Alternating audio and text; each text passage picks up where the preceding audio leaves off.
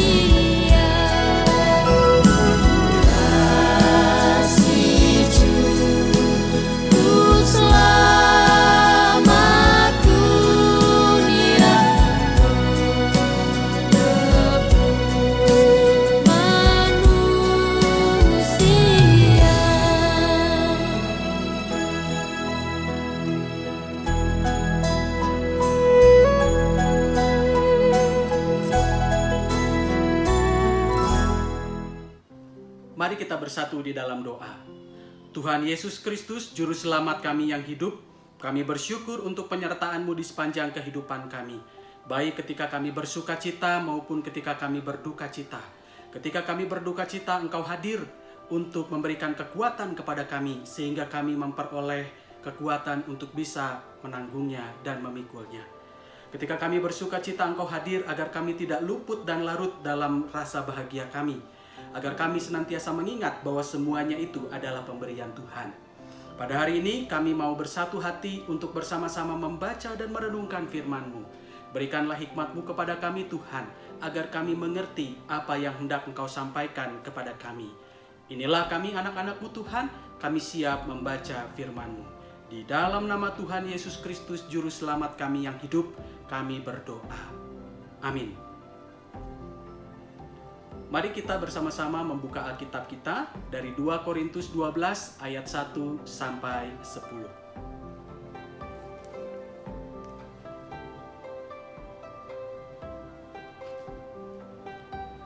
Demikianlah firman Tuhan tertulis. Aku harus bermegah, sekalipun memang hal itu tidak ada faedahnya. Namun demikian, aku hendak memberitakan penglihatan-penglihatan dan penyataan-penyataan yang kuterima dari Tuhan. Aku tahu tentang seorang Kristen 14 tahun yang lampau. Entah di dalam tubuh, aku tidak tahu. Entah di luar tubuh, aku tidak tahu. Allah yang mengetahuinya. Orang itu tiba-tiba diangkat ke tingkat yang ketiga dari sorga. Aku juga tahu tentang orang itu.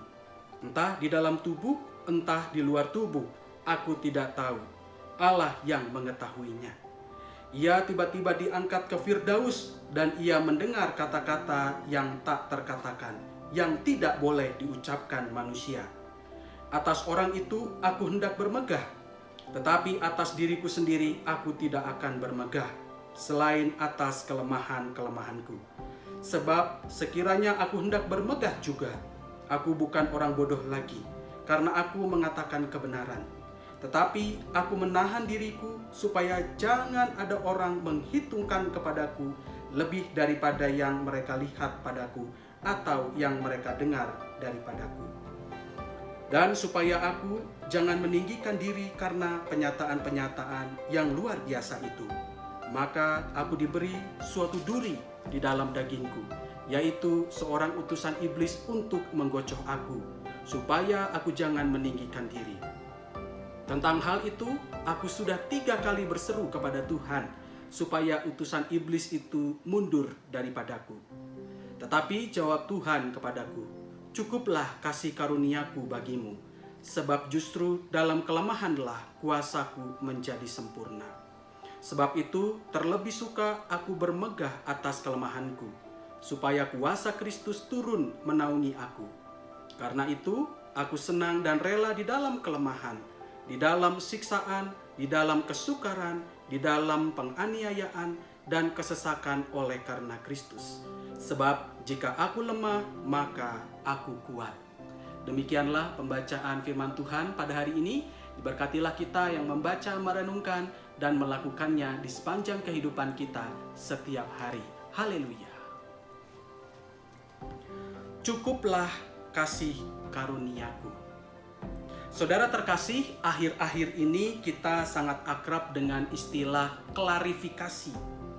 Ketika seorang politisi, artis, atau influencer di media sosial mengatakan atau melakukan tindakan yang menurut penilaian masyarakat kurang tepat, mereka ini akan langsung memberikan penjelasannya kepada publik agar masyarakat tidak salah sangka dan bisa memahami apa yang mereka katakan dan lakukan itu. Seperti yang baru-baru ini terjadi di dalam kehidupan media sosial. Bapak Ibu Saudara tentu tahu siapakah Deddy Corbuzier. Dia adalah salah satu artis ngetop di Indonesia yang membuat podcast di YouTube, di channel YouTube pribadinya. Kita tahu bahwa Deddy Corbuzier sedang disomasi oleh lembaga sosial yang mengatakan bahwa Deddy Corbuzier ini menggunakan kata orang gila. Padahal di zaman sekarang ini harusnya bukan disebut lagi orang gila, melainkan orang dengan gangguan jiwa atau ODGJ. Dan setelah mendapatkan somasi ini, kemudian Deddy Corbuzier memberikan klarifikasinya atau penjelasannya. Dan di dalam klarifikasinya itu juga Deddy Corbuzier menyatakan permohonan maafnya. Karena apa yang dikatakannya itu adalah dalam konteks komedi dan juga dalam ketidakpahamannya bagaimana menggunakan istilah-istilah tersebut. Bapak Ibu Saudara, sekalipun tidak dalam rangka klarifikasi, itulah yang juga kira-kira dilakukan oleh Paulus melalui surat keduanya kepada jemaat di Korintus. Ketimbang klarifikasi, barangkali apa yang dilakukan oleh Paulus ini lebih tepat disebut dengan pembelaan diri. Jadi pada saat itu di Korintus muncul guru-guru palsu. Dan guru-guru palsu ini mempengaruhi jemaat agar mereka tidak lagi percaya kepada Paulus. Mereka membandingkan diri mereka sendiri dengan Paulus. Mereka menganggap diri mereka lebih kredibel karena mereka memiliki kehebatan-kehebatan, kepandaian, dan pengalaman-pengalaman spektakuler. Apa yang dilakukan oleh guru-guru palsu ini sangat berbahaya karena akan menumbuhkan perilaku keberagamaan yang sesat bagi jemaat di Korintus. Misalnya, jemaat di Korintus akan memiliki karakter untuk berlomba-lomba tampil lebih baik dari sesama mereka dengan tujuan merendahkan sesama mereka. Padahal firman Tuhan mengajarkan mereka untuk merendahkan diri, menomorduakan diri sendiri, dan mendahulukan sesama mereka. Karena ancaman inilah Paulus kemudian memberikan perlawanan kepada guru-guru palsu ini melalui surat-suratnya, terkhusus suratnya yang kedua kepada jemaat di Korintus. Di dalam 2 Korintus 12 ayat 1-6, kita melihat bagaimana Paulus membuktikan bahwa dirinya juga pernah memiliki pengalaman-pengalaman spektakuler. Pengalaman ini biasanya tidak mau ia pamerkan atau ceritakan kepada jemaat-jemaat yang ia layani, karena tidak ada faedahnya, sebagaimana yang ia katakan juga di dalam suratnya. Tetapi dalam momen ini, ia mau menceritakannya.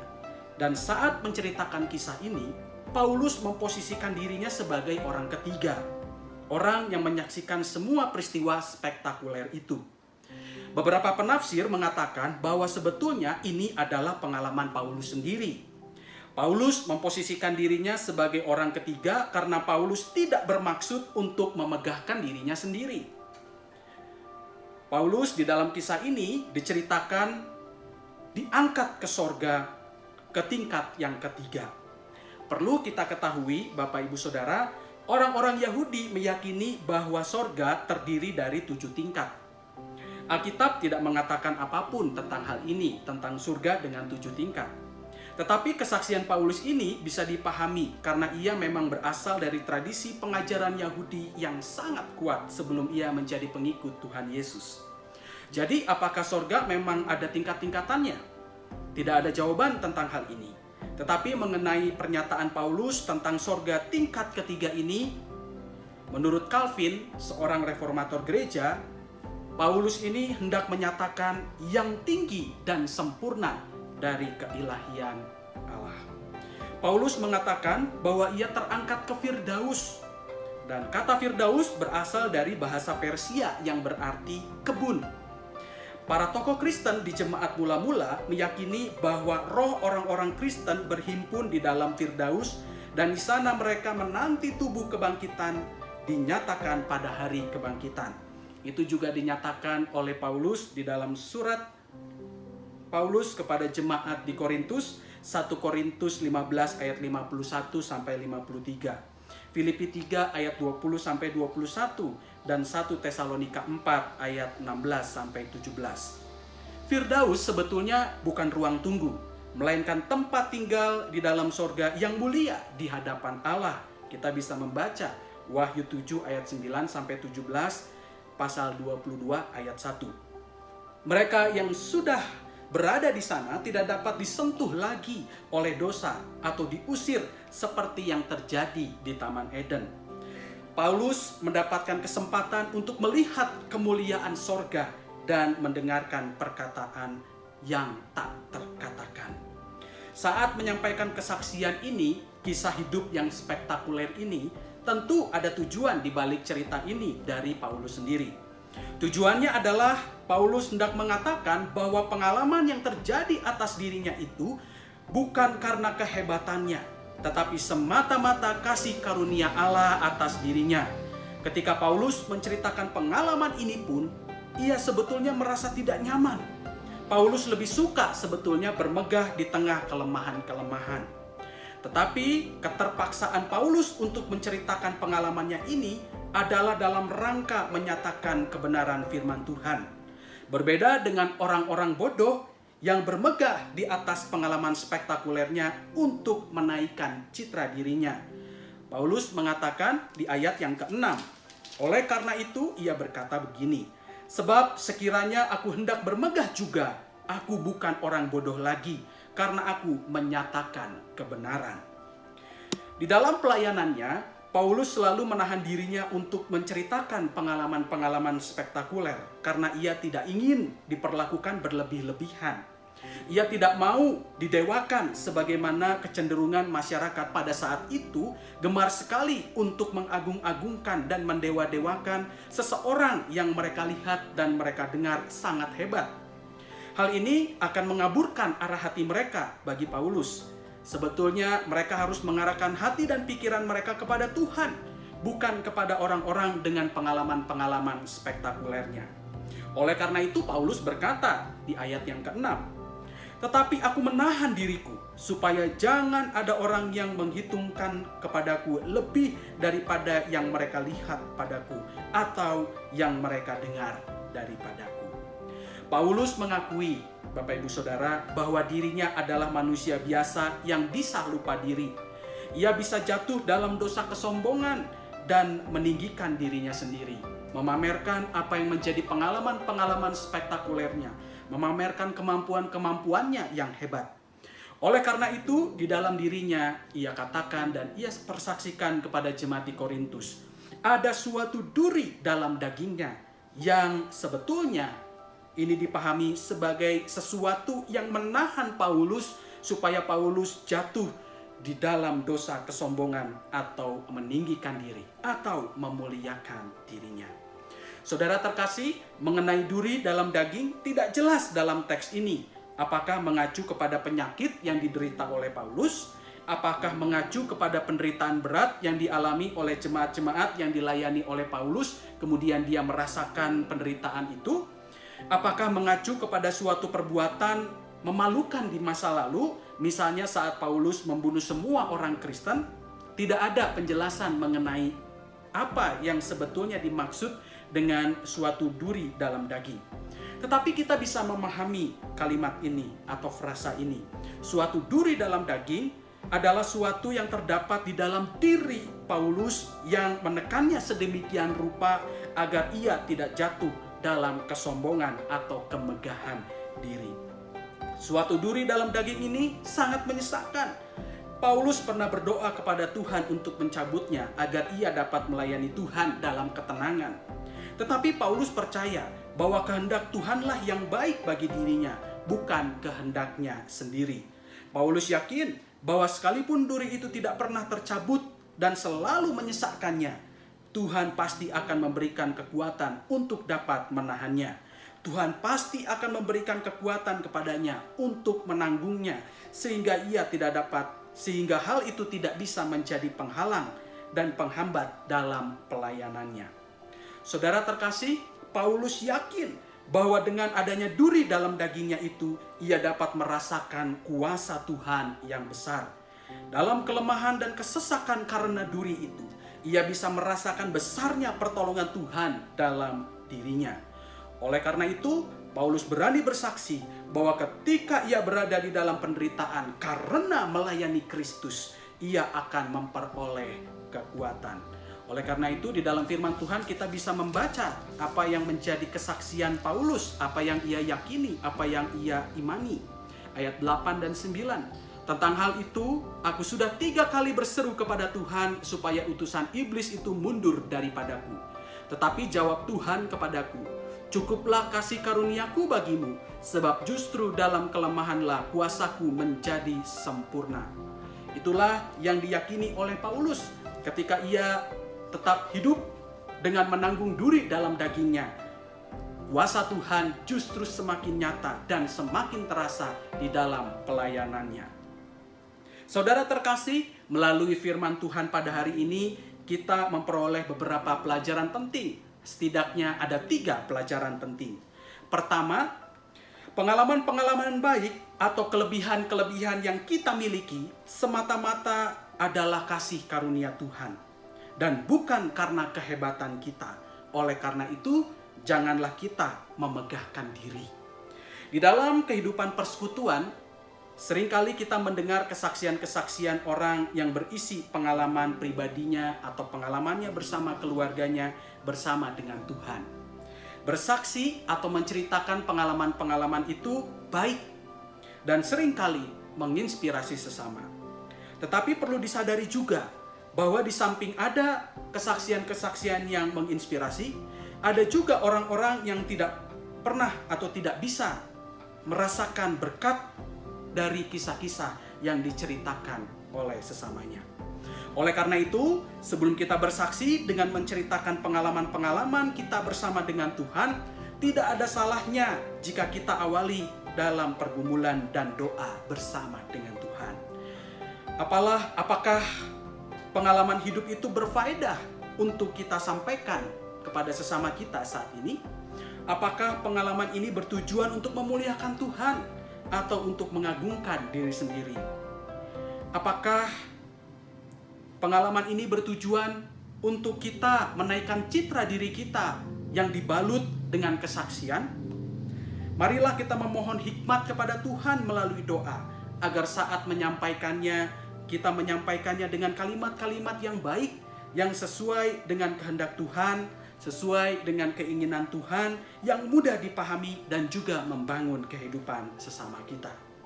Jadi, menceritakan kisah pengalaman bersama Tuhan perlu kita persiapkan dengan matang, perlu kita pikirkan, perlu kita bawa di dalam doa, perlu kita percakapkan bersama Tuhan.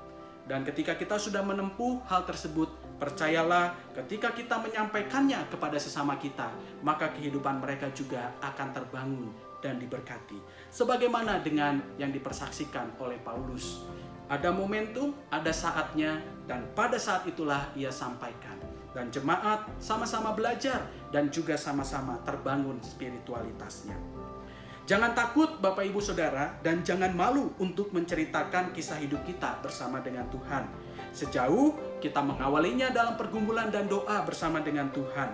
Kita percaya bahwa ketika kita melakukannya bersama-sama dengan Tuhan, Tuhan yang menolong kita, maka apa yang kita sampaikan itu akan membangun kehidupan jemaat kita, membangun kehidupan sesama kita, dan sungguh-sungguh memuliakan nama Tuhan.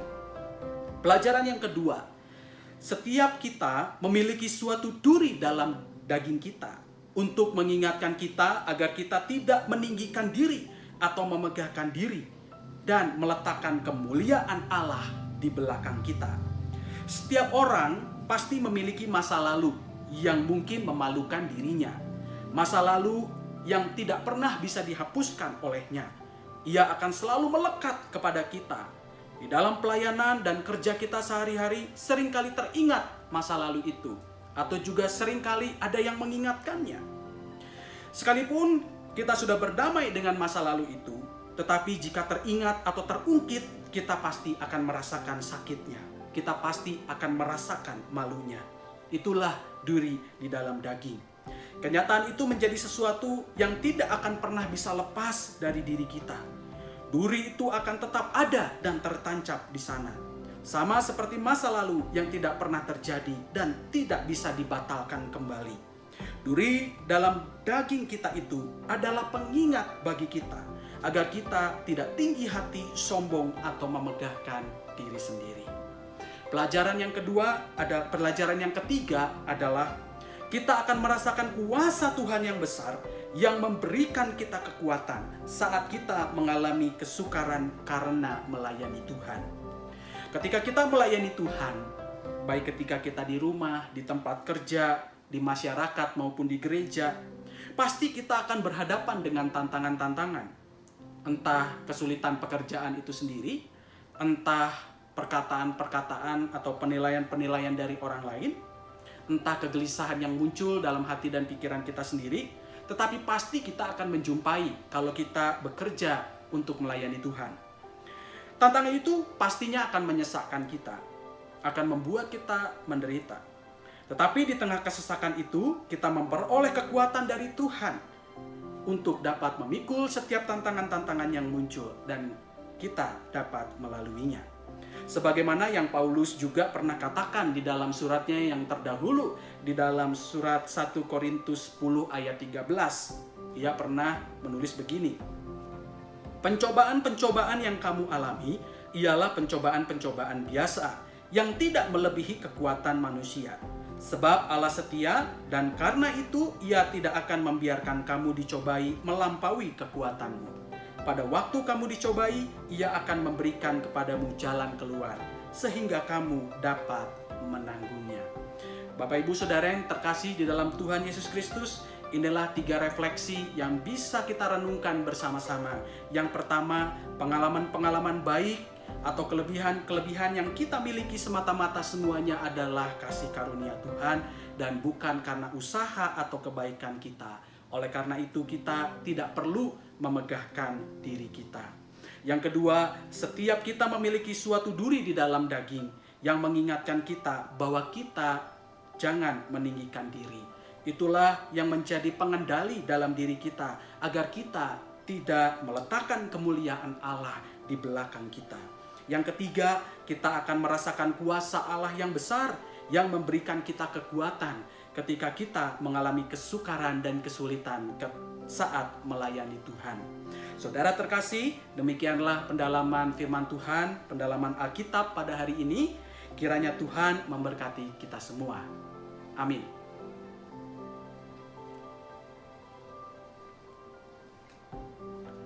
Saudara, mari kita bersatu di dalam doa. Tuhan Yesus Kristus, Juru Selamat kami yang hidup, Engkau mengingatkan kami pada hari ini bahwa setiap pengalaman iman yang kami miliki semuanya adalah karena kasih karunia Tuhan, bukan karena kebaikan kami dan keistimewaan kami. Semuanya semata-mata karena kebaikan Tuhan saja.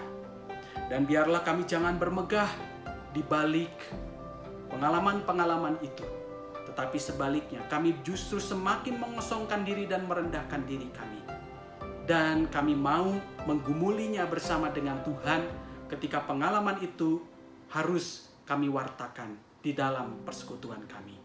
Kami percaya Engkau akan membimbing kami, hati dan pikiran kami, lidah dan bibir kami, agar ketika kami mempersaksikannya kepada sesama kami di dalam persekutuan, kesaksian itu benar-benar mendatangkan berkat dan benar-benar memuliakan nama Tuhan, dan kami bukanlah sebagai seseorang yang penting di dalam kesaksian itu.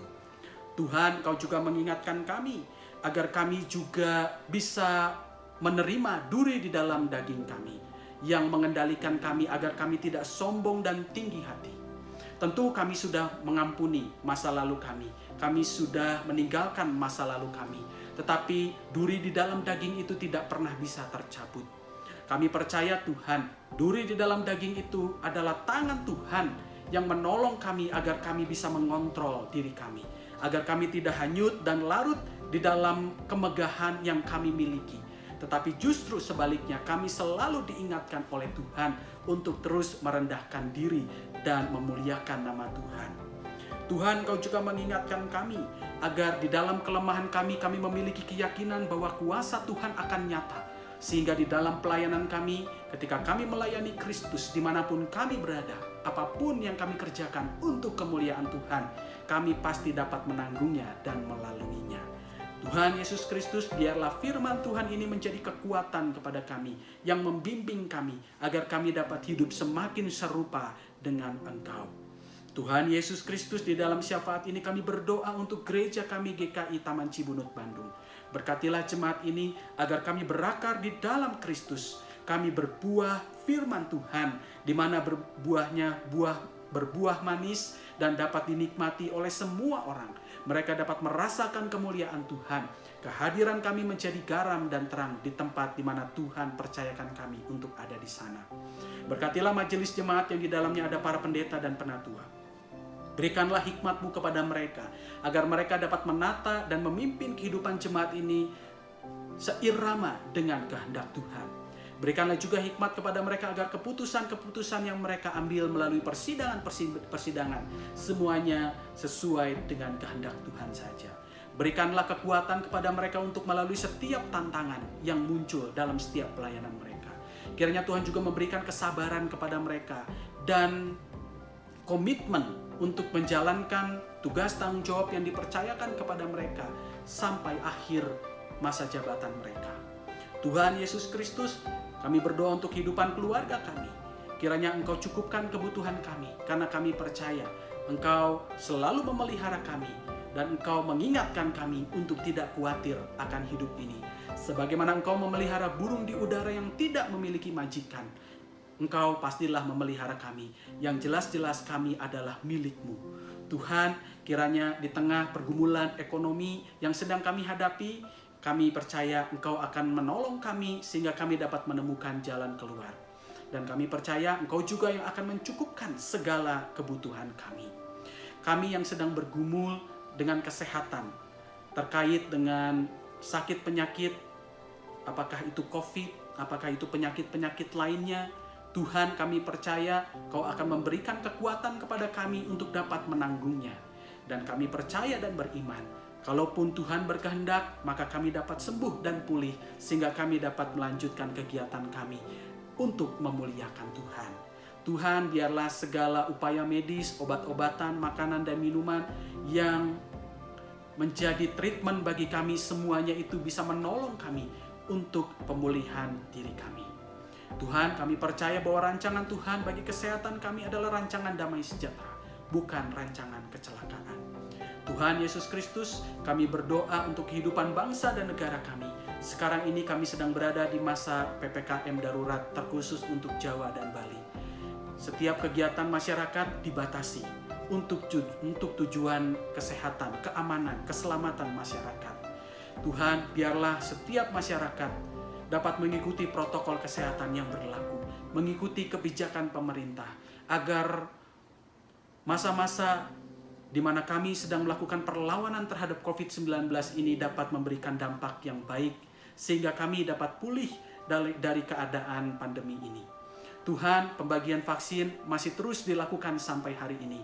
Kiranya sampai waktu yang ditentukan oleh pemerintah kami, seluruh masyarakat Indonesia dapat menerima vaksin, sehingga kami dapat memiliki kekebalan tubuh untuk dapat menghadapi COVID-19. Tuhan, bagi saudara-saudara kami yang harus kehilangan orang-orang yang mereka kasihi karena COVID-19, kami percaya Engkau hadir memberikan kekuatan kepada mereka, menghibur mereka. Dan kami percaya Tuhan juga memberikan keyakinan kepada mereka bahwa mereka yang pergi di dalam iman kepada Tuhan Yesus Kristus akan kembali di dalam kemuliaan dan hidup dalam keabadian bersama dengan Allah. Tuhan Yesus Kristus, kami percaya bahwa Engkau juga yang akan menjaga kesatuan bangsa masyarakat Indonesia ini di tengah keberagaman dan perbedaan yang ada. Kiranya Engkau membantu kami agar kami dapat melawan setiap kekuatan yang memecah belah bangsa ini, yang datang dengan identitas-identitas, yang datang dengan fokus-fokus dan kepentingan-kepentingan. Kami percaya Tuhan akan menolong supaya kekuatan-kekuatan yang memecah belah itu tidak berkuasa, tidak hadir dan tidak merajalela. Tetapi sebaliknya, persatuan dan kesatuan masyarakat Indonesia yang melawan kekuatan-kekuatan yang memecah belah itu. Tuhan Yesus Kristus, kami percaya Tuhan akan melindungi kami dimanapun kami berada, menjauhkan kami dari setiap mara bahaya, dan menghibur kami ketika kami berada di tengah duka cita. Tuhan Yesus Kristus, kami percaya dan kami mau mempercayakan hidup kami ke dalam tangan pengasihan Tuhan. Inilah doa yang kami panjatkan Tuhan, hanya di dalam nama Tuhan Yesus Kristus, Juru Selamat kami yang hidup. Amin. Jemaat yang terkasih di dalam Tuhan Yesus Kristus, pemahaman Alkitab pada hari ini telah usai. Tuhan memberkati kita.